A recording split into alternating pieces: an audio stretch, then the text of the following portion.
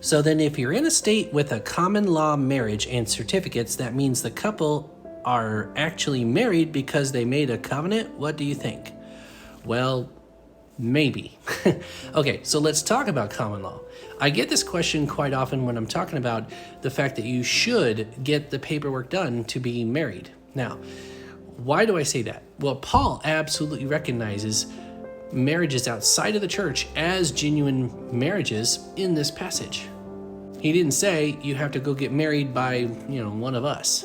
What God classifies as a marriage is two people who make a covenant together to be faithful to one another, and he takes those covenants very seriously. So common law, what that is if you live together long enough with someone, then the law recognizes you as a union in paperwork form.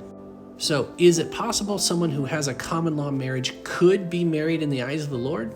Yeah, if you've made that commitment to each other. It's much more important that you made that commitment to each other than that you had the paperwork done.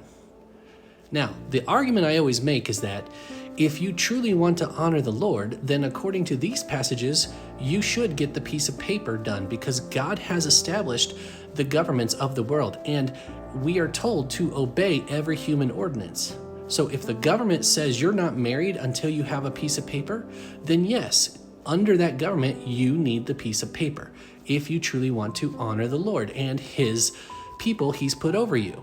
But if your government doesn't have any rules regarding marriage, then yeah, just a decision between the two of you, that can be your covenant. So if you're in a common law marriage, but you never made a commitment to each other, no, you're still not married, even if the piece of paper says so.